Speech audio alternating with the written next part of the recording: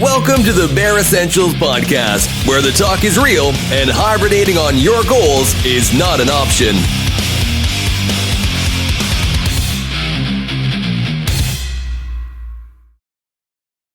Hey everyone, thanks for tuning in. I'm your host, Charles Wallace. Today we are graciously joined by Philadelphia 76ers beat writer for the Philadelphia Inquirer, Keith Pompey.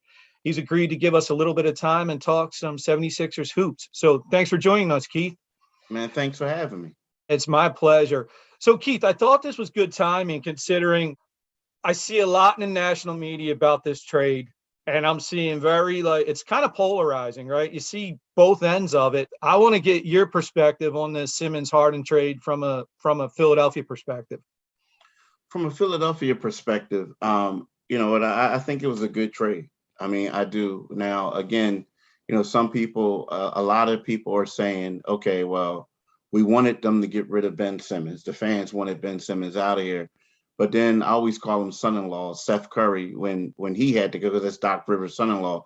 When you lost him, he's your best shooter, and you lost Andre Drummond, who's basically your insurance policy for if Joel Embiid gets hurt. So I can understand where people are coming from. But the thing is, the Brooklyn Nets kind of knew exactly what the 76ers wanted. The Sixers wanted James Harden. They wanted him badly. He was like, it was James or bust. And in order to get a guy like that, a future Hall of Famer, top 75, you're going to have to give up something in addition to Ben Simmons. But at the same time, you're willing to give that up just because you feel like the pairing with him and Joel Embiid is just going to help you win a championship. So yes, the national media and everyone else is talking about all the pieces that they gave up, and they did give up a lot. But this was the guy they wanted. They wanted him now.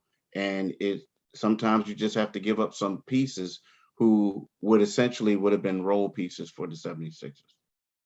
And Keith, what you just mentioned, I saw an article you did the other day about Joel Embiid and his skill set kind of revolutionizing the center position. What I was curious about was, do you think the addition from Harden, and I think you would agree, right? We're seeing some historic level play from Joel Embiid. Do you think there's a chance we see what may be perceived as a drop-off now because of Harden, because Harden's going to need the ball also? We could, but I also think that if there's going to be a drop-off, it may be next season. I think that right now, there's a lot of people out there, the national media and everyone else saying what they're going to say. I mean, you look at James Harden, you look at Joel, both of them need the ball. You go through Joel. James Harden is a ball-dominant point guard. But I think that what we're going to see James be a willing passer. We're going to see when Joel gets doubled, we're going to see James attack people, get his points that way. But initially, I feel like that James is going to be out here to prove to people, hey, look, you said I was a problem and towards the end in Houston. You said I was a problem in Brooklyn. I'm going to come out here. This is Joel Embiid's show. And I'm going to do whatever I can to help this guy get MVP and help us win a championship. So I think that maybe down the road, after everybody gets settled next year or something like that, that's when the true test is going to be of how are these guys going to play. I think initially, right now, everyone's going to be on their best behavior. And you may see Joel's numbers go down a little bit, but I don't think it's going to go down enough for him to lose the impact that he's having right now.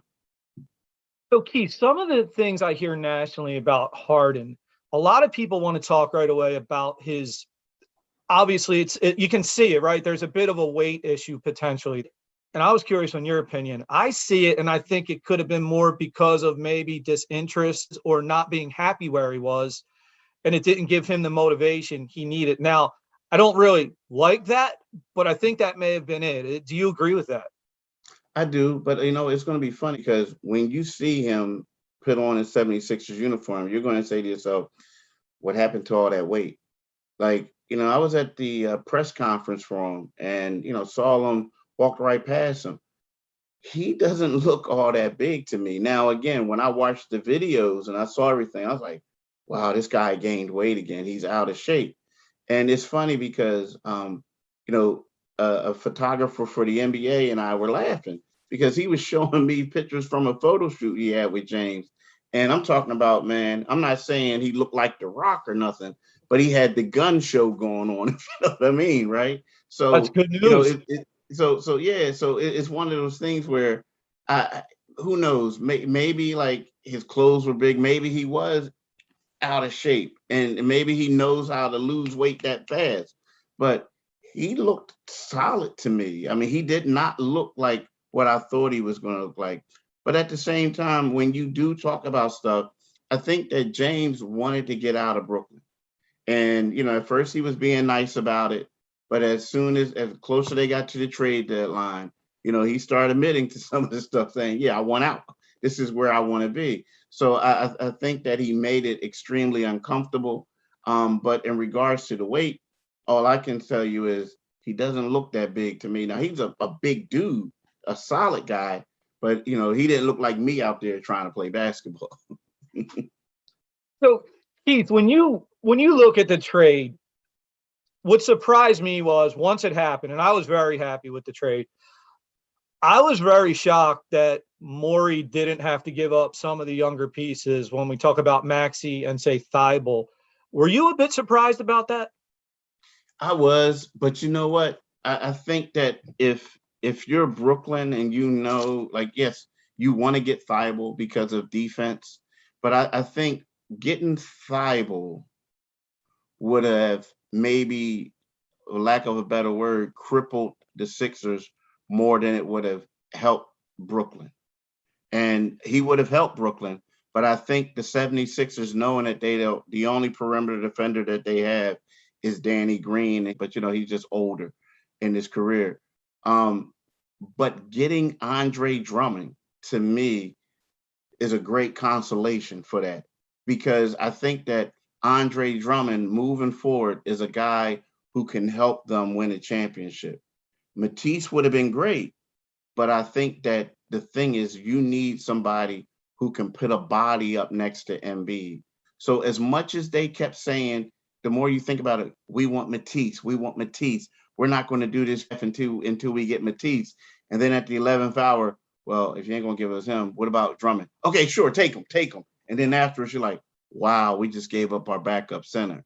So, you know what I mean? Initially, I was surprised, but the more I thought about it, like, wow, that was good on Brooklyn's behalf, Interesting. So down the line, when you look at the two teams, it seems to me at least like it's an interesting matchup now between these two teams, especially in the playoffs. And if Ben shows up somewhat motivated and decides he may not even want to shoot still, right? But if he defends, I think that could be an interesting series, and maybe even the matchup gives us a little bit of trouble. What do you think? I think it does too. I think it does. I think that's part of the reason why it was so important for Brooklyn. If you can't get these other guys, let's get Drummond, because Embiid is just going to destroy him. He's going to feast, right? And even with Drummond, we've seen what Embiid's has done to Drummond in the past, right? So I think that it's going to be a tough one for the Sixers, just because I feel like, we all know what Ben Simmons' weaknesses are, but at the same time, right about now, he's in a situation where he only has to shoot the ball 5 times a game, right? That's it. And he has, you look at it, he has Kevin Durant, he has Kyrie Irving, and he has Seth Curry. Those are 3 guys, 3 tools he can go to. And there's going to be times when Kyrie's going to want to bring the ball up, and KD. And I think, like, Ben Simmons is going to excel as one of the highest paid role players and just getting there and defending. So that is a tough matchup for the 76ers, but it's also an intriguing one because you also have the Harden element, you have the Embiid element, but it's going to be one of those things where those 2 guys are going to have to score a lot of points, which they are capable of doing, in order for them to beat Brooklyn. So besides Joel adding Harden to the Sixers, I start to think a little bit about Maxey and Tobias. Individually, what do you think adding Harden does for each of them? I feel like Tobias, it may take some pressure off, that he may excel actually with that, less pressure. I'm not going to lie. I worry a little bit about Maxey because we joke sometimes, my son and I, we feel like the ball goes into Maxey to be shot, and I worry if that's going to be a bit of an issue. I wanted to get your take on that. Yeah, I agree with you 100%. I think with the Tobias aspect, it does take pressure off of him. I think a lot of Tobias struggles went from him being number 3 to being number 2, and it's tougher to get shots.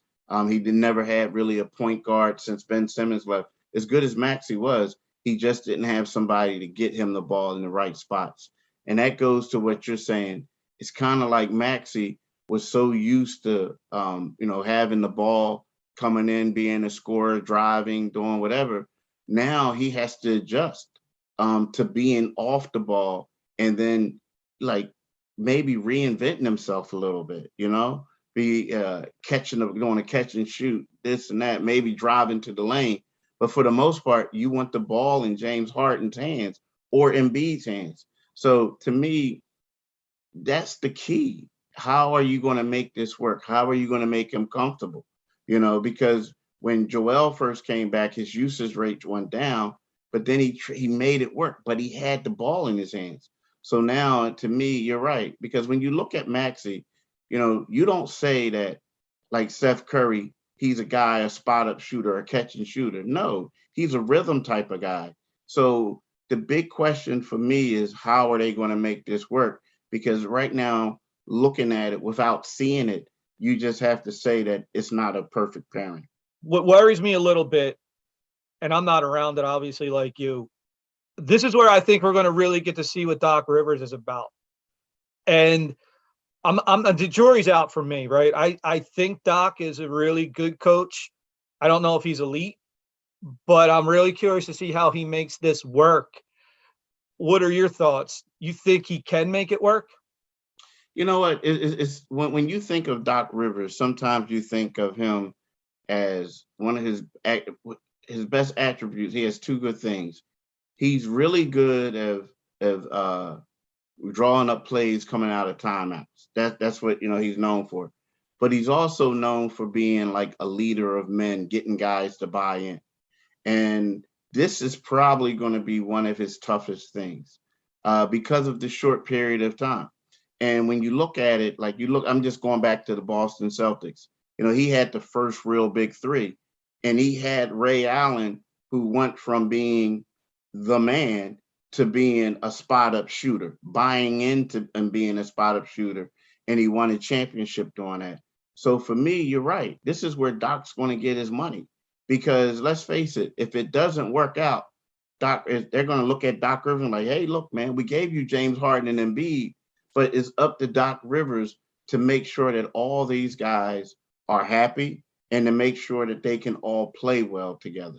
So, he to me is a tough spot for him, but he did it in Boston. He did it in a couple other places. So, right now, bro, I think this is going to be his toughest test right now.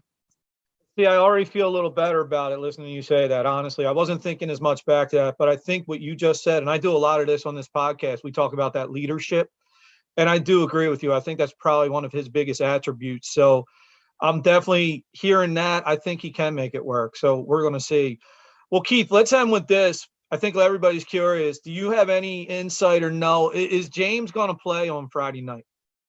From everything I'm hearing, he's scheduled to play on Friday night. And a lot of times I know the Sixers, they don't like doing that, saying that just because if something happens, then all of a sudden, hey, what happened to James? But from everything I'm hearing is Friday's going to be the day, from everything I'm hearing. Well, I'm really hoping. I can't wait to see those 2 on the court together. I think it's going to be a fantastic ride for us here in Philadelphia. And I mean, for me, it brings me back a little bit to being excited like when AI was on the team. I can't wait to see how it all plays out. Keith, again, thank you so much for doing this. Hopefully they'll make a nice run, and maybe I can have you back on and we could talk a little more. So this has been fantastic for me. So thanks so much, Keith. Thanks everybody for tuning in. There you have it from the source, Keith Pompey, Philadelphia 76ers beat writer. Everyone take care. Bye. This has been the Bare Essentials. Thanks for listening, and remember, never hibernate on your goals.